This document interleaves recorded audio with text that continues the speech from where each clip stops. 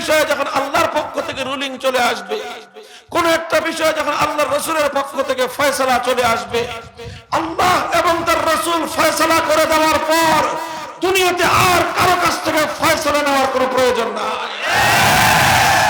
যেই ব্যাপারে আল্লাহর হুকুম, যেই ব্যাপারে আল্লাহর নবীর ফয়সালা, সেটাই কিয়ামত পর্যন্ত জন্য চূড়ান্ত। সেখানে কোন শাসককে জিজ্ঞাসা করতে যাব না আপনার পারমিশন আছে কি, কোন পারমিশনের দরকার নাই। যেই বিষয়ে আল্লাহ এবং তার রাসূলের হুকুম, সেই বিষয়ে ভিন্ন কারো পারমিশনের দরকার নাই। যেই বিষয়ে আল্লাহ এবং তার রাসূলের হুকুম, বিজ্ঞান কি বলে জানবার দরকার নাই। যেই বিষয়ে আল্লাহ এবং তার রাসূলের হুকুম, সেই বিষয়ে দর্শন কি বলে, তর্ক কি বলে, যুক্তি কি বলে, আইন কি বলে, আদালত কি বলে দেখার কোনো প্রয়োজন ইমানদারের নাই, ইমানদারের নাই।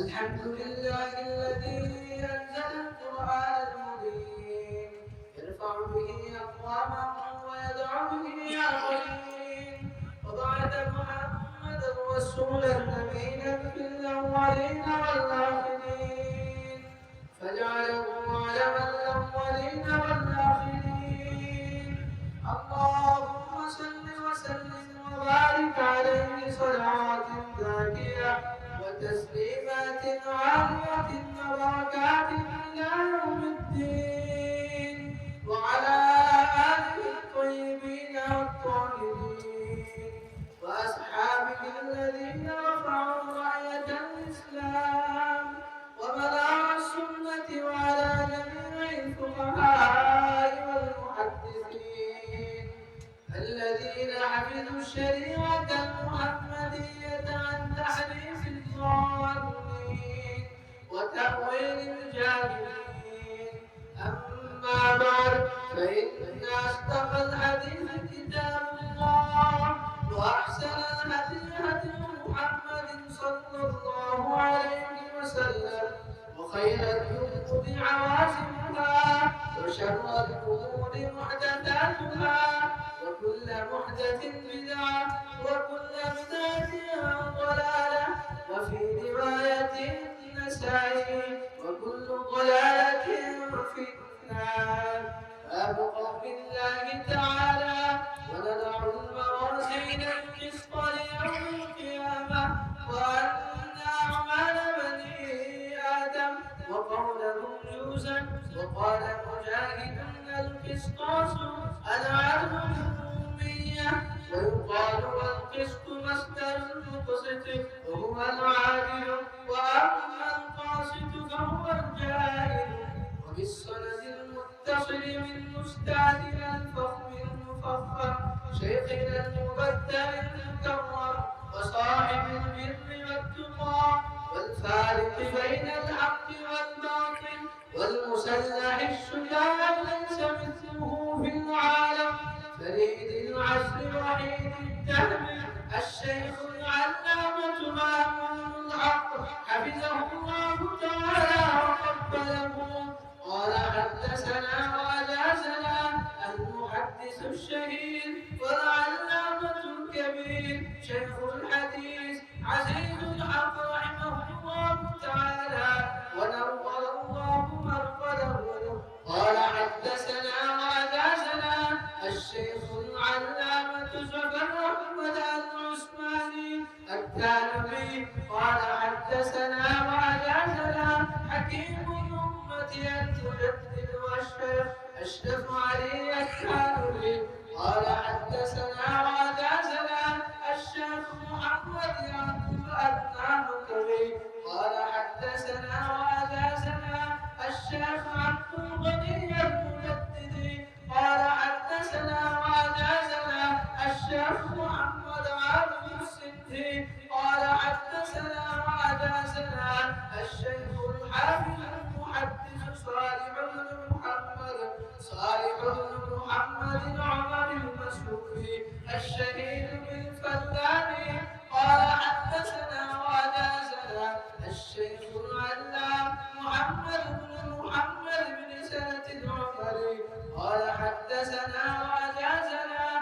الوفاني أحمد بن محمد العجلي قال حدثنا وحدثنا الشيخ قطب الدين محمد بن أحمد الحنظلي قال حدثنا وحدثنا الشيخ الحافظ قطب الدين أبو الفتوح أحمد بن عبد الله بن أبي الفتوح الطاووسي قال حدثنا وحدثنا الشيخ الفبان يوسف الفيلمي قال حدثنا وحدثنا الشيخ محمد بن شاذ الفارسي الفرغاني قال حدثنا وحدثنا الشيخ احمد الابدان يحيى بن عمار بن مقبل بن شعبان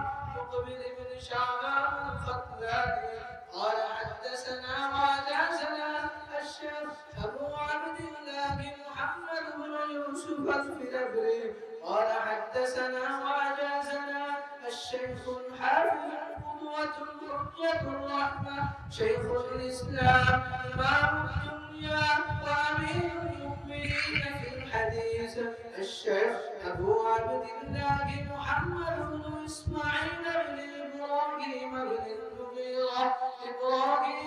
المغيرة بن بردزبة الجعفي البخاري رحمه الله تعالى عليه وعليهم أجمعين اللهم انفعنا بعلومه وعلومهم أبد العابدين آمين يا رب العالمين وبه قال حدثنا أحمد بن مشكاب قال حدثنا محمد بن فزيل عن عمارة بن القعقاع عن أبي زرعة عن أبي هريرة رضي الله تعالى عنه قال النبي صلى الله عليه وسلم كلمتان حبيبتان إلى الرحمن خفيفتان على اللسان ثقيلتان في الميزان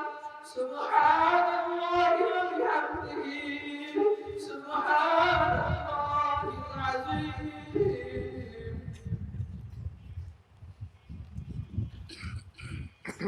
السلام عليكم ورحمة الله.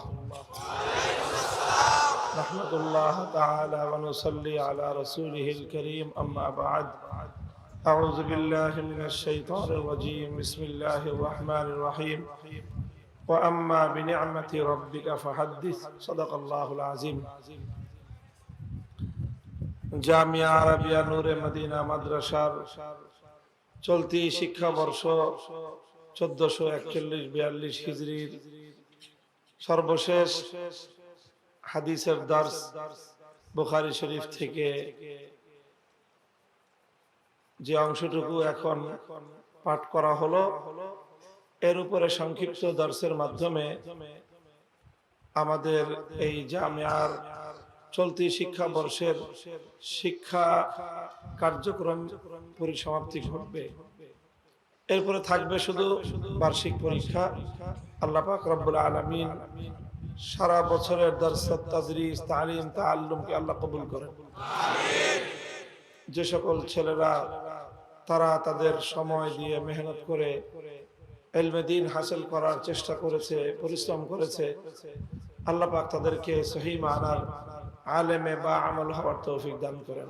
আমিন। রাত অনেক হয়েছে, এই এত দীর্ঘ রজনীতে আপনারা বিপুল পরিমাণ মানুষ এখনো পর্যন্ত এখানে একেবারে তিল ধারণের ঠাঁই নেই মতো করে জমায়েত আছেন। আপনাদেরকে আল্লাহ রাব্বুল আলামিন আল্লাহর দ্বীনের প্রতি আপনাদের এই জজবা, উলামায়ে কেরামের প্রতি আপনাদের এই ভালোবাসা এর উত্তম বিনিময় আল্লাহ আপনাদেরকে দান করুন। আমিন। ইমাম বুখারী রাহমাতুল্লাহি আলাইহি জগৎ বিখ্যাত এক ইমাম। তিনি উম্মতের জন্য, মুসলমানদের জন্য তাদের জীবনে যা যা কিছু প্রয়োজন, গুরুত্বপূর্ণ প্রায় প্রতিটি বিষয়ের উপর তিনি তার এই জগৎ বিখ্যাত হাদিস গ্রন্থের মধ্যে আলোচনা করেছেন। ইমাম বুখারী রাহমাতুল্লাহি আলাইহি মূলত হাদিসের কিতাব লিখেছেন, হাদিস জমা করেছেন, হাদিস সংকলন করেছেন। তবে ইমাম বুখারী এই কিতাবের একটি ব্যতিক্রমী বৈশিষ্ট্য হলো যে এই কিতাবের প্রায় প্রতিটি অধ্যায়ের মধ্যে হাদিসের আগে কোরআনের আয়াত জিকির করা হয়েছে, কোরআনে পাকের আয়াত উল্লেখ করা হয়েছে। প্রত্যেকটা বিষয়ে ইমাম বুখারী রাহমাতুল্লাহ আলাইহি কোরআনে পাকের আয়াত উল্লেখ করেছেন, এরপরে হাদিসের উদ্ধৃতি দিয়েছেন। এটি ইমাম বুখারী রাহমাতুল্লাহ আলাইহির এই কিতাবের একটি অনন্য সৌন্দর্য। আবার সেই দীর্ঘ আলোচনার দিকে না গিয়ে সর্বশেষ যে অধ্যায়টি ইমাম বুখারী এখানে এনেছেন এবং যেটি পাঠ করা হয়েছে, এই বিষয়ের দার্সের উপর মৌলিক একটি কথা আমি আপনাদের সম্মুখে আলোচনা করি। সেই কথার আগে সংক্ষিপ্ত একটি কথা বলে নেই ইমাম বুখারী রাহমাতুল্লাহ আলাইহি সম্পর্কে। ইমাম বুখারীর জীবনে আমাদের আজকের এই প্রেক্ষাপটের জন্য অনেক বড় একটা আদর্শ, অনেক বড় কিছু শিক্ষণীয় বিষয় আছে।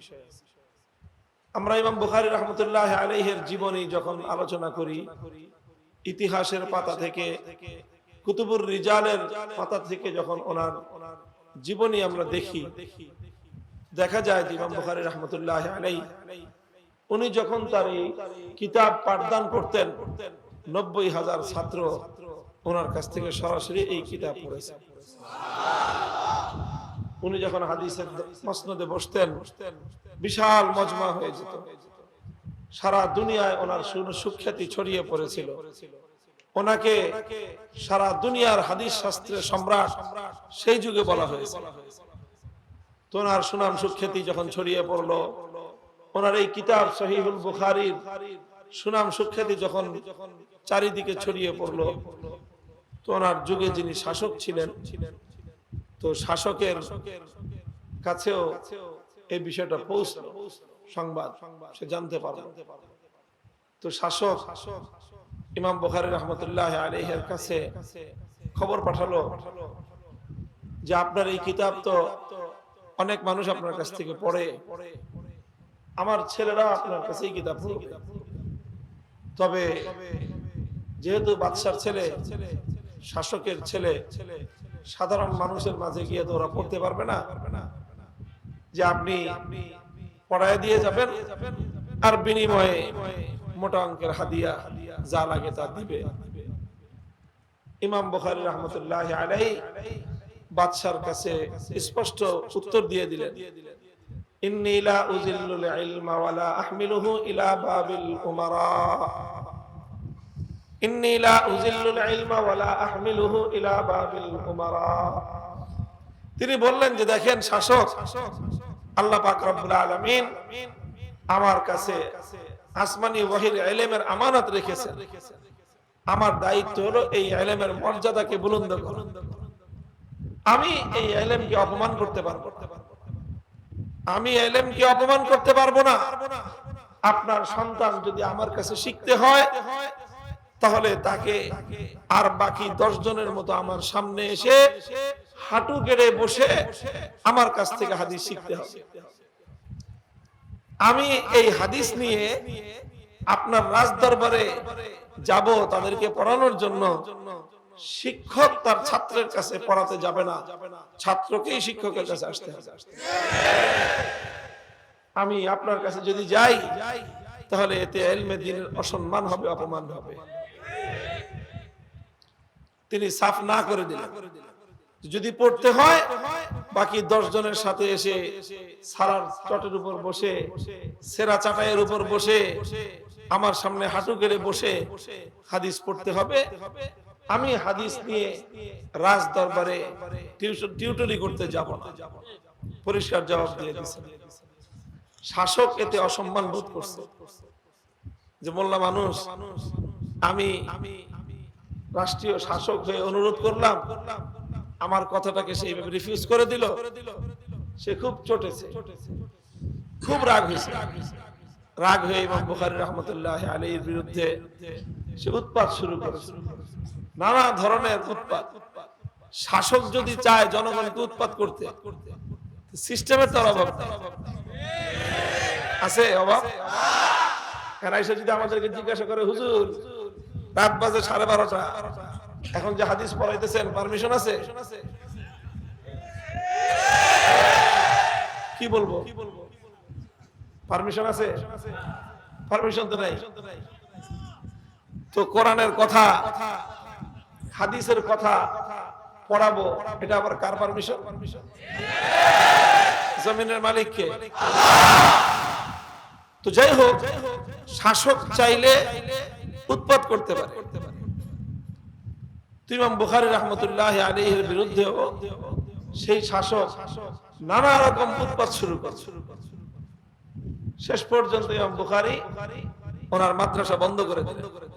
দরকার নাই তোমার এই উৎপাতে, দেশ ছেড়ে চলে গেলেন তিনি। সেই বুখারা ছেড়ে কোন এক অখ্যাত গ্রাম খারতাং, যে জায়গার নাম, সেখানে চলে গেলেন তিনি। অতিষ্ঠ হয়ে গেলেন, আল্লাহর কাছে দোয়া করলেন, আল্লাহুম্মা ইন্নাল আরদা কাদ দাকাত আলাইয়া বিমা রাহবাত ফাকবিদনি ইলাইক। হে আল্লাহ, পৃথিবী আমার কাছে সংকুচিত লাগতেছে, আমি আর এই পৃথিবীতে থাকতে চাই না, তোমার কাছে আমাকে নিয়ে যাও। বাস ওই দিনই রাতের বেলায় ইমাম বুখারী রাহমাতুল্লাহি আলাইহি দোয়া করেছেন, আল্লাহ ওনাকে তুলে নিয়ে গেছেন। ওনার কবর হয়েছে সেই খারতাঙে, একটা অখ্যাত গ্রাম। বুখারা শহর এত বড় নগর, সারা দুনিয়ায় প্রসিদ্ধ শহর, যেই শহরে ওনার জন্ম, যেটা ওনার নিজের মাতৃভূমি, সেখানে উনি থাকতে পারেন, সেখানে ওনার কবর হয় নাই। ওনাকে চলে যেতে হয়েছে অক্ষত এক জায়গায়। কিন্তু ইতিহাস বলে ইমাম বুখারী কবর বুখারায় হয়নি, তিনি বুখারা থেকে হিজরত করে অন্য কোথাও চলে গেছেন, অখ্যাত এক জায়গায় ওনার কবর হয়েছে। এতে ইমাম বুখারী বঞ্চিত হননি, বরং বুখারা শহর বঞ্চিত হয়েছিল। এখন যখন মানুষ ইতিহাস পড়ে, মানুষ যখন দেখে যে ইমাম বুখারী মানে হলো বুখারার মানুষ, আর যখন ওনার কবর খুঁজে পায় আরেক জায়গায়, তখন মানুষ জানতে চায় ঘটনা কি, ওনার বাড়ি এখানে, কবর ওখানে কেন? তখন জানতে গিয়ে কেঁচো খুঁড়তে গিয়ে সাপ বের হয়ে আসে। তখন মানুষ জানে যে এর পিছনে এক হৃদয় বিদারক ইতিহাস আছে, এর পিছনে একটা জুলুমের ইতিহাস আছে, এর পিছনে উৎপীড়নের ইতিহাস আছে, এর পিছনে জালিম শাসকের অত্যাচার এবং জুলুমের দাস্তান আছে।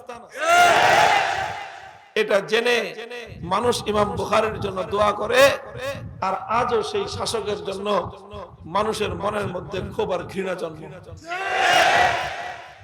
এটা হলো ইতিহাসের শিক্ষা, এটা হলো ইতিহাসের শিক্ষা। সামান্য কিছু ক্ষমতা থাকলে উৎপাত করা যায়, কিন্তু ইতিহাসের কাছ থেকে ক্ষমা পাওয়া যায় না।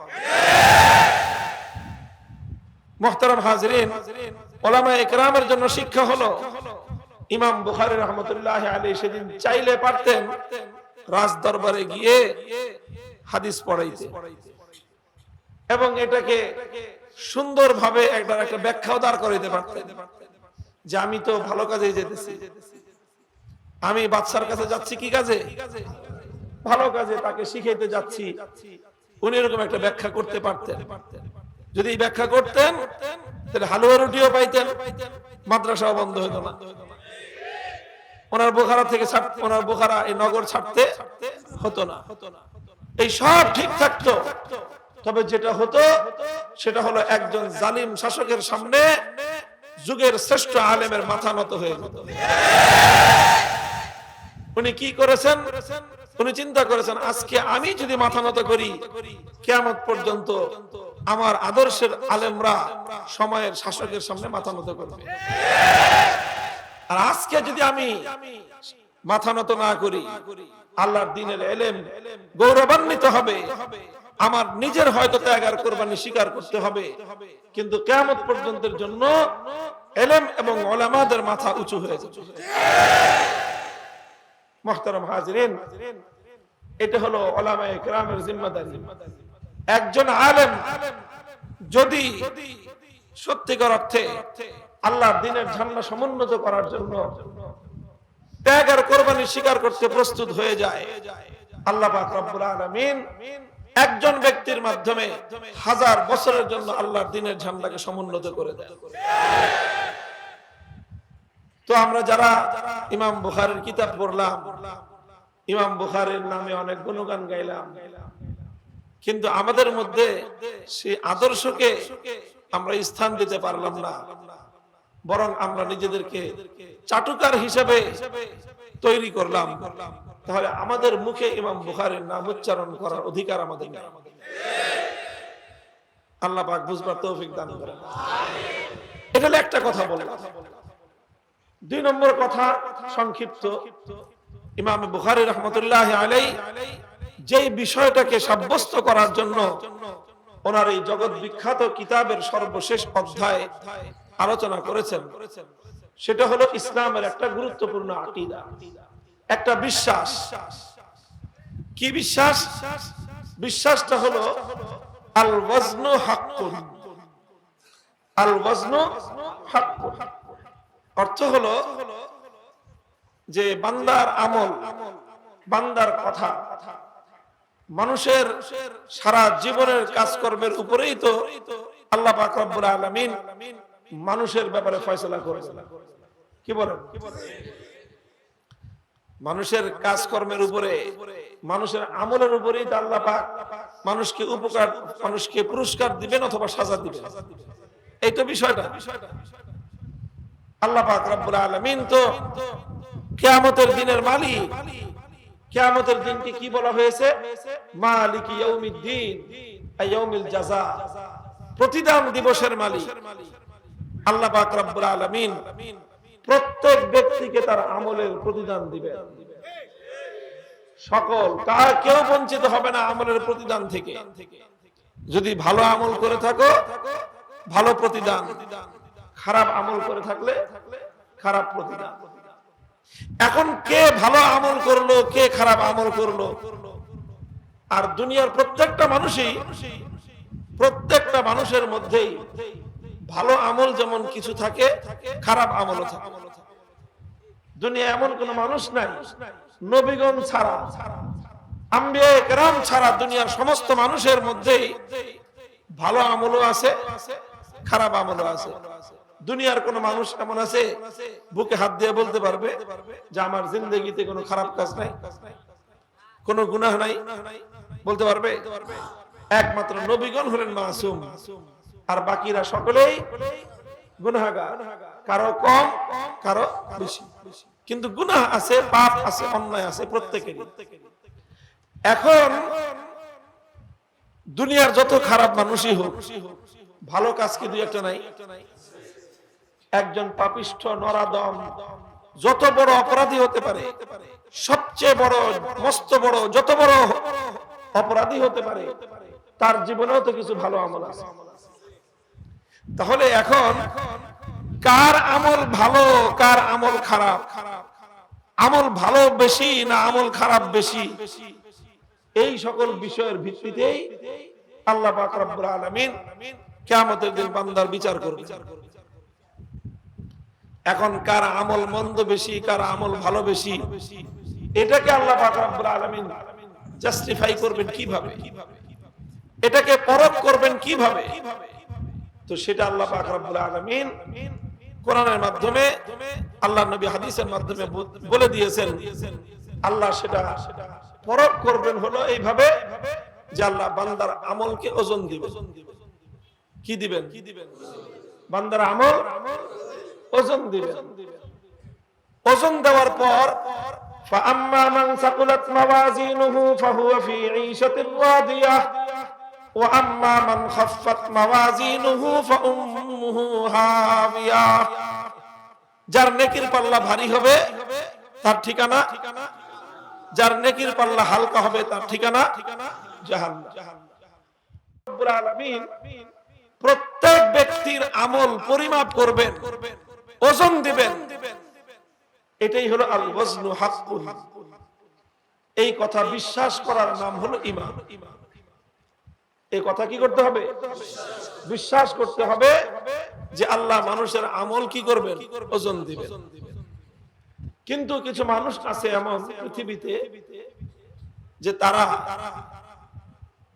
তাদের জীবনের দর্শন হলো যে যেই জিনিস তাদের বুঝে আসে না সেই জিনিস তারা মানতে চায় না। কিছু মানুষ বলে যে আমল আবার ওজন দেয় কেমনে?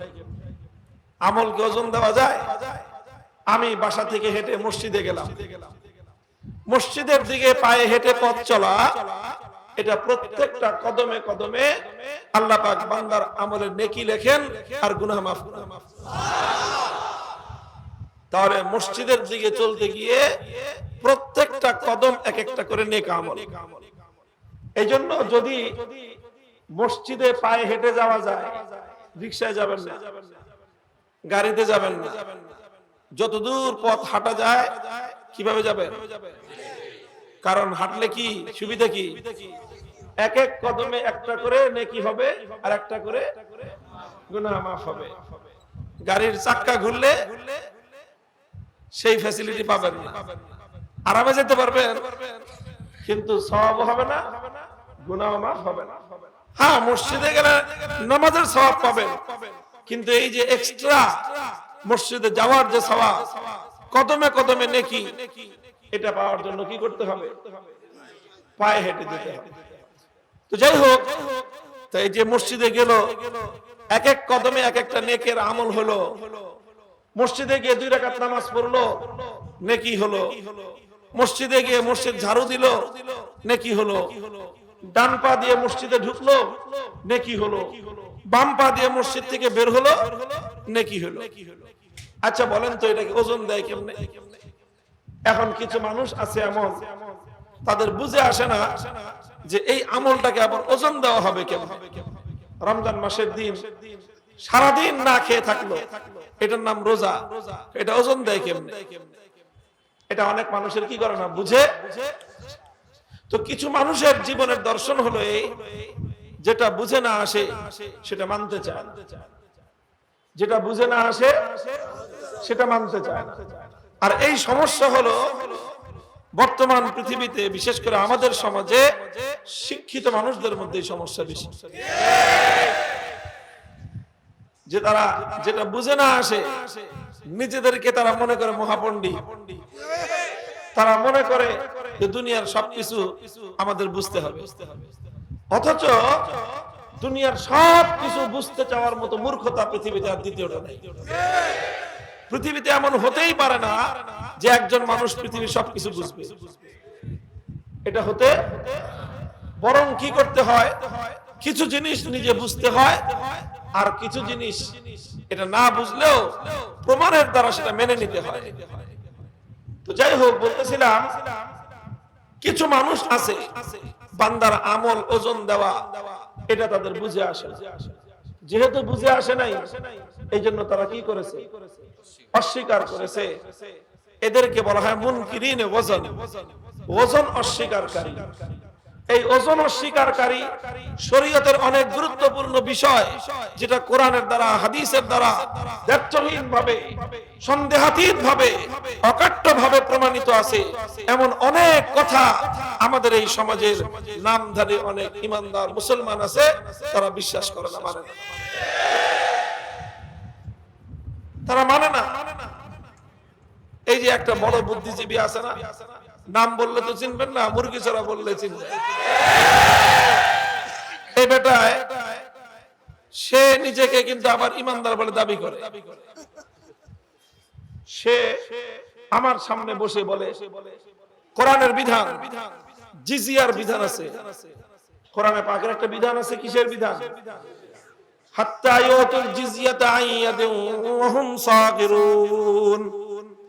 যদি ইসলামী খেলাফত কায়েম হয়, কোরআনের রাজ যখন কায়েম হবে, তো যদি মুসলিম এলাকায় ইসলামী খেলাফত, ইসলামী হুকুমতের মধ্যে সবাই ইসলাম গ্রহণ করতে হবে, এটা কোনো জরুরি না। অমুসলিমরাও থাকতে পারবে, অমুসলিমরাও থাকতে পারবে। ইসলাম কাউকে ইসলামের কালেমা পড়ার জন্য জবরদস্তি করে না। হর কে খাহি গো বিয়াও, হর কে খাহি গো বেরো, দারগীর ও হাজিব দরবাদারি দরগাহে নিস। যার ইচ্ছা ইসলাম গ্রহণ করো, ভাগ্য চমকায় যাবে। যার ইচ্ছা ইসলামের কালেমা পড়বা না, নিজের পায়ে নিজে কুড়াল মারবা, তোমারটা তুমি বুঝো। কথা বলেন। ইসলাম কাউকে কালেমা পড়ার জন্য বুকে পিস্তল ঠেকায় না। কালেমা পড়ার জন্য ইসলাম কারো গর্দনে তরবারি ধারণ করে না, বরং ইসলাম বলে দিয়েছে কালেমা পড়বি তোর কপাল চমকাবে, কালেমা পড়বি না তোর খারাপ, তোর কপাল নিজে পোড়াবে। তাহলে ইসলামী হুকুমতে, ইসলামী রাষ্ট্রে, ইসলামী খেলাফতে শুধু মুসলিমরাই থাকবে না অমুসলিমদেরও সুযোগ আছে?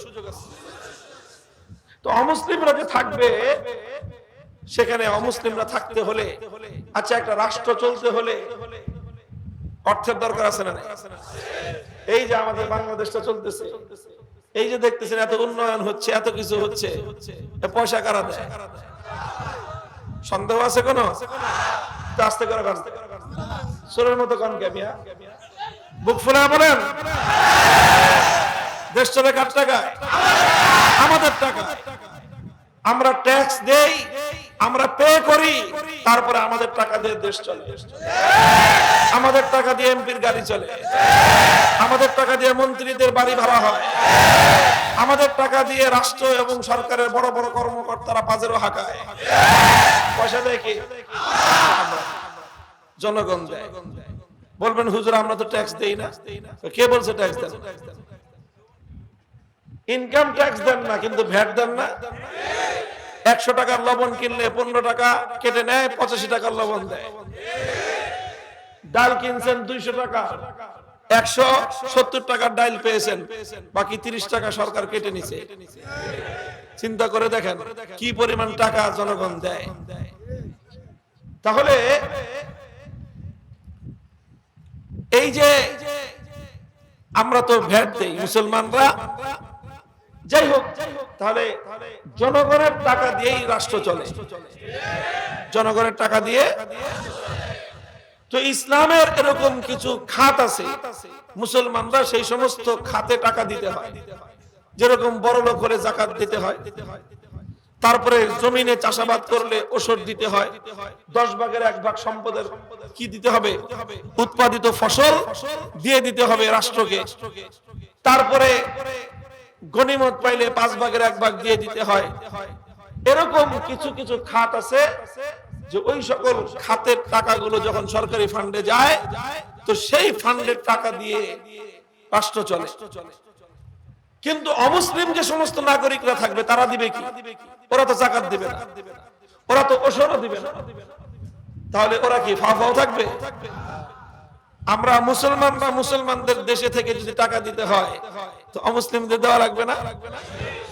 অমুসলিমরা যেই টাকাটা দিবে সেটাকে কোরআনে বলেছে জিজিয়া, সেটা কর। আমি যাকাত দেই, তুমি জিজিয়া দিবা। কিন্তু এই মুরগি চোরা শাহরিয়ার কবি এটা মানে না। ওর আপত্তি এটার উপর, সেই ইসলামী খেলাফতের বিরোধিতা করে। কেন? ওই ইসলামী খেলাফত হলে মুসলিম আর অমুসলিম সমতা থাকবে না। কারণ অমুসলিমদের কাছ থেকে আপনারা জিজিয়া নেবেন, কর নেবেন। আহাম্মক জেনে কথা, এতে অসমতার কি আছে?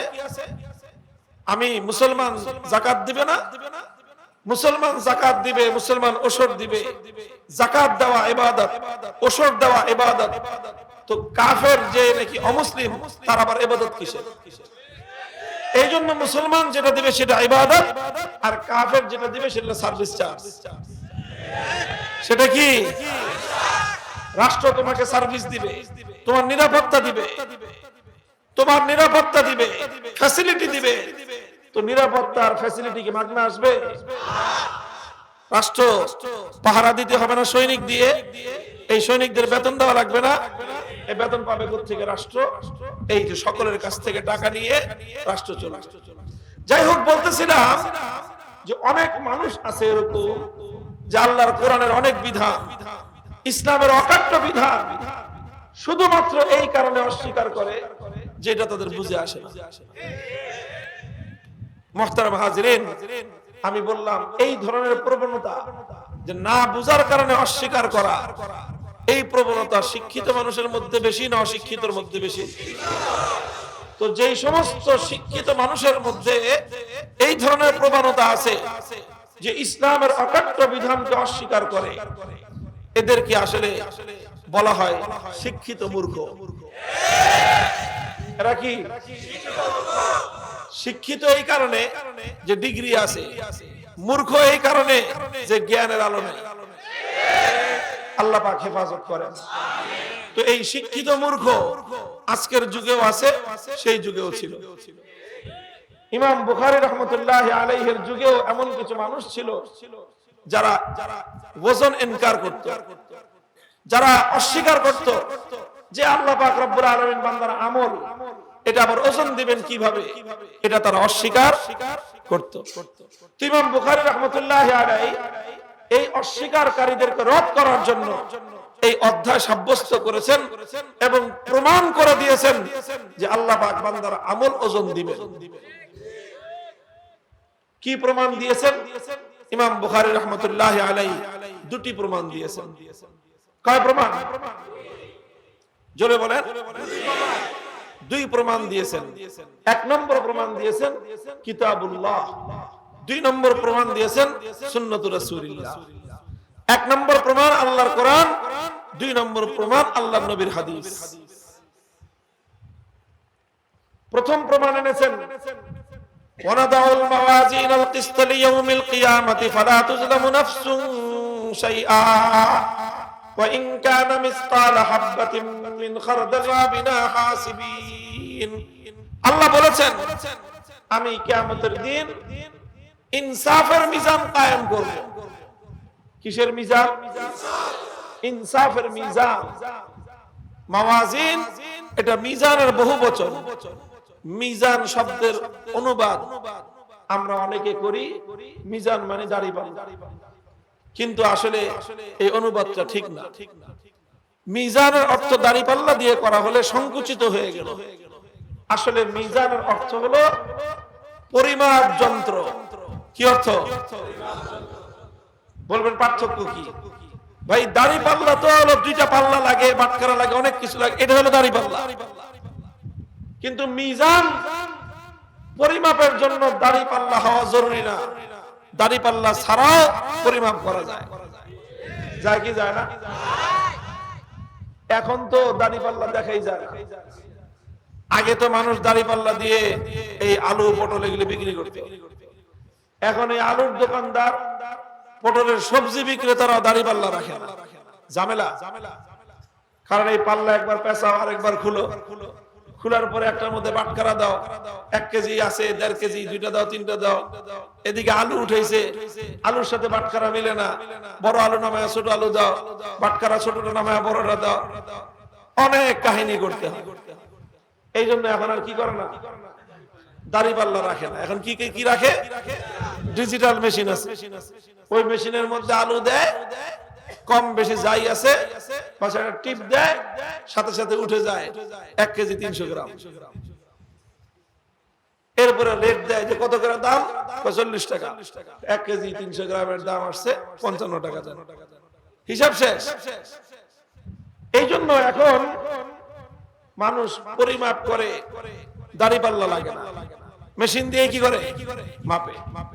আবার এক এক রকম মেশিন আছে, এক একটা এক এক রকম।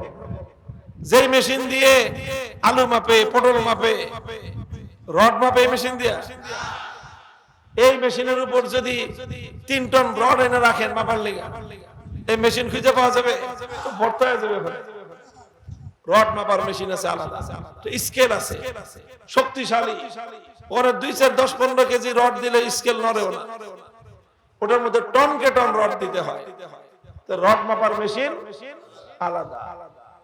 আবার আরেক জিনিস মাপার মেশিন আছে আলাদা।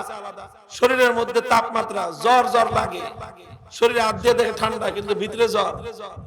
ভাই জ্বর লাগতেছে, আচ্ছা ঠিক আছে, ফার্মেসি থেকে 15 টাকা দিয়ে থার্মোমিটার কিনে আনছেন, জিহ্বার নিচে 2 মিনিট রাখছে, দেখে যে ঠিকই তো অনেক জ্বর, 104 ডিগ্রি হয়ে গেছে। আছে না নাই? শরীরের তাপমাত্রা মাপার জন্য মেশিন আলাদা। আবার শরীরে আপনার রক্তের মধ্যে সুগার কি পরিমাণ, ডায়াবেটিক্স মাপার মেশিন আলাদা, খোসা দিয়ে সামান্য রক্ত নেয়, কিটের মধ্যে ভরে মেশিনের মধ্যে ঢুকায়, খাওয়ার আগে একবার, খাওয়ার পরে একবার, খাওয়ার আগে কয় 108, খাওয়ার পরে কয় 132। কি বলেন? এই যে খাওয়ার আগে 108 হলো, খাওয়ার পরে 132 হলো, এতে কি রক্তের রং বদলাইছে? একই রং, কিন্তু এমন মেশিন আবিষ্কার হয়েছে যে ওই রক্তের মধ্যেই সুগারের মাত্রা কতটুকু, কত কম না বেশি পরিমাপ করা যায়। আবার এই রক্তের মধ্যে প্রেসার কতটুকু, রক্তচাপ কতটুকু, সেটা মাপার মেশিন আলাদা। আছে না নাই? কত রকম মেশিন, জিনিস যেরকম হরেক রকম, সেই জিনিস মাপার মেশিনও হরেক রকম। আবার এমনও মেশিন আছে দুধের সাথে পানি মিলাইছে, তরলের মধ্যে তরল, দুধ আর পানি মিশিয়ে একাকার। এখন আসলে এটা খাঁটি দুধ কি না এটার সাথে পানি মিশানো হয়েছে, এটা পরিমাপ করার মেশিন আছে। ওই মেশিন দিলে মেশিনের মধ্যে কাটা উঠে যায় যে এই দুধের মধ্যে কত পার্সেন্ট দুধ গরুর উলান থেকে দোয়া হয়েছে আর কত পার্সেন্ট দুধ সাপকলের উলান থেকে দোয়ানো হয়েছে, সব ধরা পড়ে যায়। যায় কিনা? আচ্ছা দেখেন, তরল থেকে তরল দুধ আর পানি এমন ভাবে মিশানো হয়েছে, বুঝার কোনো উপায় নাই, কিন্তু মেশিন দিয়ে 1 মিনিটের মধ্যে জিনিসটা পার্থক্য করা যায়। কথা বলেন? এই মেশিনগুলো আবিষ্কার করেছে মানুষ, আর এই মানুষকে ব্রেন দিয়েছেন কে? তো আল্লাহর দেওয়া একটা মানুষের ব্রেন, একটা মানুষকে আল্লাহ পাক যতটুকু ব্রেন দিয়েছেন সেটা কতটুকু পরিমাণ হবে? আল্লাহ পাক রব্বুল আলামিন পৃথিবীর শুরু থেকে এই পর্যন্ত যত মানুষ সৃষ্টি করেছেন সবার ব্রেনই তো আল্লাহ দিয়েছেন, কিন্তু আল্লাহর স্টকের মধ্যে ব্রেন কি শর্ট পড়ছে? এমন কোন ঘোষণা আসছে যে ব্রেন কিন্তু টান পড়ে গেছে, এখন বাচ্চা যারা জন্ম নেবে এদের মাথায় কিন্তু আর বুদ্ধি ব্রেন দিবে না আল্লাহ, কারণ ব্রেন শেষ, স্টক শেষ, এরকম কোন ঘোষণা আছে? কিয়ামত পর্যন্ত যত মানুষ জন্ম নিবে আল্লাহ পাকের খাজানার মধ্যে তাকে দেওয়ার মতো মেধা আর ব্রেন টান পড়ে নাই। কথা বলেন? বেটা মানুষ, আল্লাহ পাকের স্টকে কি পরিমাণ মেধার ব্রেন আছে চিন্তা করে দেখ। আর সেই স্টক থেকে তুই একটা মানুষ, তুই হস্ত নিউটন, তুই হস্ত যত বড় বৈজ্ঞানিক, তোর ভাগে কয় কোটি ভাগের 1 ভাগ করছে? বলেন? একটা মানুষের মাথার মধ্যে আল্লাহর দেওয়া মেধা, ব্রেন, বুদ্ধি আল্লাহর কাছে খাজানার জমা থেকে কতটুকু হতে পারে? 1000 ভাগের 1 ভাগ না, লক্ষ কোটি ভাগের 1 ভাগ। তুমি আল্লাহর দেওয়া এই ব্রেনে লক্ষ কোটি ভাগের 1 ভাগ পেয়ে তুমি পানি থেকে দুধ আলাদা করার মেশিন আবিষ্কার করতে পারলা। ঘরের মধ্যে তাপমাত্রা কতটুকু, ঘরের বাইরে তাপমাত্রা কতটুকু 1 মুহূর্তের মধ্যে তুমি পরিমাপ করবার সিস্টেম তুমি আবিষ্কার করতে পারলা। আর এই সকল মেধা এবং ব্রেন যে আল্লাহ সৃষ্টি করলেন, সে আল্লাহর কুদরত কি এত দুর্বল? সে আল্লাহ কি পারবেন না মানুষের আমল খারাপ থেকে ভালোটা ওজন দিয়ে আলাদা করতে? এই যুক্তি দিয়েই তো সবকিছু বোঝা সম্ভব। যাই হোক, বলতেছিলাম কোরআনের আয়াতের মধ্যে আল্লাহ কি বলেছেন যে আমি ইনসাফের মিজান কায়েম করব কিয়ামতের দিন। কোন ব্যক্তিকে 1 চুল পরিমাণ জুলুম করা হবে না। এমনকি একটা সরিষার দানা পরিমাণ যদি কোনো ব্যক্তি কোনো আমল করে, আতাইনা বিহা ওয়া কাফা বিনা হাসিবিন, সরিষার দানা পরিমাণ ক্ষুদ্রতি ক্ষুদ্র আমলটাও আমি আল্লাহ পাক কিয়ামতের দিন ওজন দিয়ে প্রত্যেককে যার যার প্রাপ্য পাওনা বুঝিয়ে দেব। তাহলে কোরআনের আয়াতের দ্বারা প্রমাণ হলো আল্লাহ পাক রব্বুল আলামিন বান্দার আমল ওজন দেওয়ার জন্য পরিমাপের সিস্টেম আল্লাহ পাক কিয়ামতের দিন বাস্তবায়ন করবেন। গেল কোরআনের আয়াত। এরপরে ইমাম বুখারী আল্লাহর নবীর হাদিস উল্লেখ করেছেন, আবু হুরায়রা রাদিয়াল্লাহু আনহু বর্ণিত হাদিস, কালিমাতানি হাবিবাতানি ইলার রহমান খাফিফাতানি আলাল লিসান সাকিলাতানি ফিল মিজান সুবহানাল্লাহি ওয়া বিহামদিহি সুবহানাল্লাহিল আযীম। বললেন যে দেখো দুইটা কথা। কয়টা কথা? দুইটা কথা। সীমাহীন দয়ালু যে রব্বুল আলামিন, সেই সীমাহীন দয়ালু আল্লাহর কাছে বড় বেশি প্রিয়। খাফিফাতানি আলাল লিসান, কিন্তু মুখে উচ্চারণ করা বড় সহজ, কারণ কথা দুটো অনেক লম্বা নয়, অনেক দীর্ঘ নয়, মুখস্থ করতে বেগ পেতে হয় না, কথা দুটো সহজ, উচ্চারণ করা সহজ, কঠিন কোন শব্দ কথা দুটোর মধ্যে নাই। ছোট্ট ছোট্ট দুটি কথা, কিন্তু সাকিলাতানি ফিল মিজান। কথা আকারে ছোট হলে কি হবে, কথা আকারে ছোট হলে কি হবে, মুখে বলতে সময় কম লাগলে কি হবে, কথা দুটো মুখস্থ করা সহজ হলে কি হবে, কিন্তু কিয়ামতের দিন যখন আল্লাহ পাক রব্বুল আলামিন বান্দার আমল ওজন করবেন, এই কথা দুটো আমলের ওজন দেওয়ার সময় নেকির ক্ষেত্রে অনেক বেশি ভারী হয়ে যাবে। অনেক জিনিস আছে সাইজে অনেক বড় কিন্তু ওজনে কম। তুলার গাঁটটি দেখতে ইয়া বড়, ওজন দিলে 3.5 আছে না নাই? আবার অনেক জিনিস সাইজে ছোট কিন্তু মাপলে অনেক বেশি। লোহা আছে, তারপরে সীসা, এতটুকু একটা ছোট্ট সীসার টুকরা মাপলে 2.5 মণ হয়, আছে না?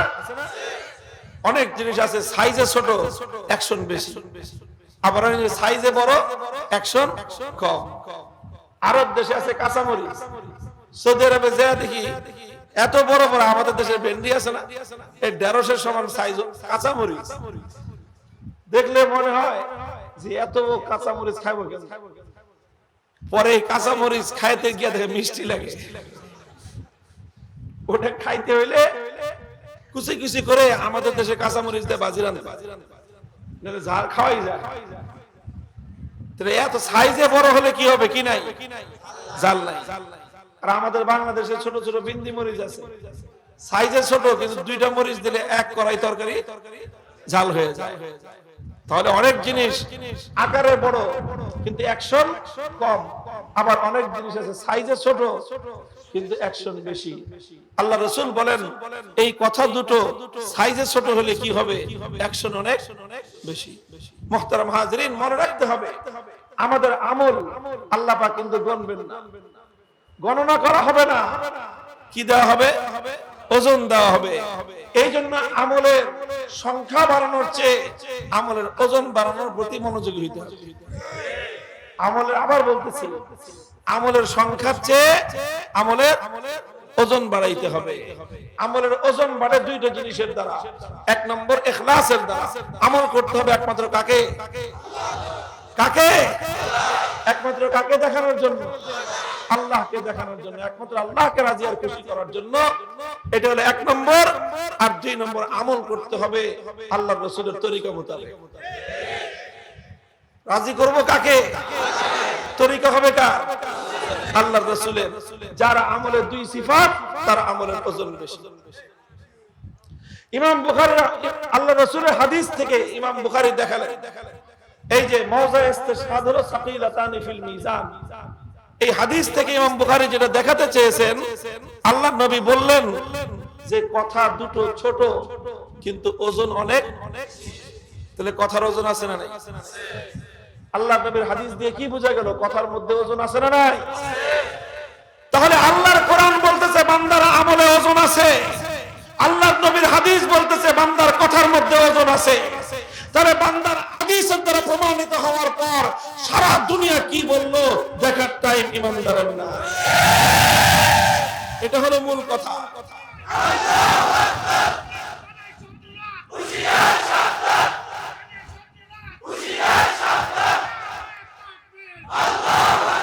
এটা হলো মূল শিক্ষা। একজন মুমিনের সামনে যখন কোনো কথা আল্লাহর কোরআন আর নবীর হাদিসের দ্বারা প্রমাণিত হবে, এই দুটোর দ্বারা প্রমাণিত হওয়ার পর 3 নম্বর আর কোন প্রমাণ তালাশ করার প্রয়োজন আর তালাশ করার অধিকার কোন মুমিনের না। ওমা কানা লিমুমিনিন ওয়ালা মুমিনাতিন ইযা কাদাল্লাহু ওয়া রাসূলুহু আমরান আন ইয়াকুনা লাহুমুল খিয়ারাতু মিন আমরিহিম ওয়া মান ইয়াসিল্লাহা ওয়া রাসূলুহু ফাকাদ দাল্লা দালালাম মুবিনা। আল্লাহর কোরআন বলেছে কোন একটা বিষয়ে যখন আল্লাহর পক্ষ থেকে রুলিং চলে আসবে, কোন একটা বিষয় যখন আল্লাহর রাসূলের পক্ষ থেকে ফয়সালা চলে আসবে, আল্লাহ এবং তার রাসূল ফয়সালা করে দেওয়ার পর দুনিয়াতে আর কারো কাছ থেকে ফয়সালা নেওয়ার কোনো প্রয়োজন নাই। যেই ব্যাপারে আল্লাহর হুকুম, যেই ব্যাপারে আল্লাহর নবীর ফয়সালা, সেটাই কিয়ামত পর্যন্তের জন্য চূড়ান্ত।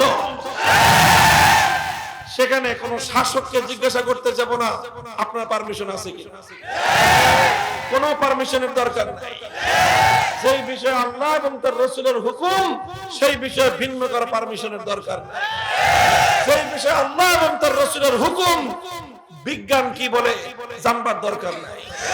সেই বিষয়ে আল্লাহ এবং তার রাসূলের হুকুম, সেই বিষয়ে দর্শন কি বলে, তর্ক কি বলে, যুক্তি কি বলে, আইন কি বলে, আদালত কি বলে দেখার কোনো প্রয়োজন ইমানদারের নাই, ইমানদারের নাই।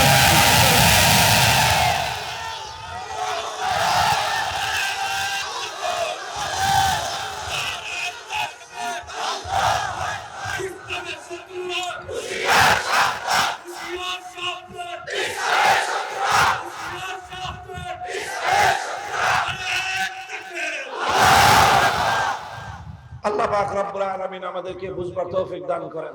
আমিন। এই হলো শিক্ষা, মূল শিক্ষাটা হলো এই। সার কথা, হাজার কথার এক কথা। আল্লাহ এবং তার রাসূলের পক্ষ থেকে কোন একটা বিষয় সাব্যস্ত হয়ে যাওয়ার পর তখন আর তৃতীয় কারো কাছ থেকে কোনো তর্ক, কোনো যুক্তি, কোনো প্রমাণ, এটা মুমিনের শুনবার, এটা জিজ্ঞাসা করা তো দূরের কথা, শুনবারই সময় নেই, শোনারই প্রয়োজন নেই। আল্লাহ বলেছেন এটাই এনাফ, আল্লাহ রাসূল বলেছেন এটাই যথেষ্ট আমাদের জন্য। আল্লাহ পাক রব্বুল আলামিন পুরা উম্মতে মুসলিমাকে ইসলামের মৌলিক আদর্শের উপর, আল্লাহর কোরআন এবং নবীর সুন্নাহর উপর অটল অবিচল আস্থা রাখার তৌফিক দান করেন। যে সকল ছাত্ররা এই শিক্ষা তারা গ্রহণ করলো, আল্লাহ পাক রব্বুল আলামিন এই শিক্ষার উপর তাদেরকে আজীবন আমরণ অটল এবং মজবুত থাকার তৌফিক দান করেন।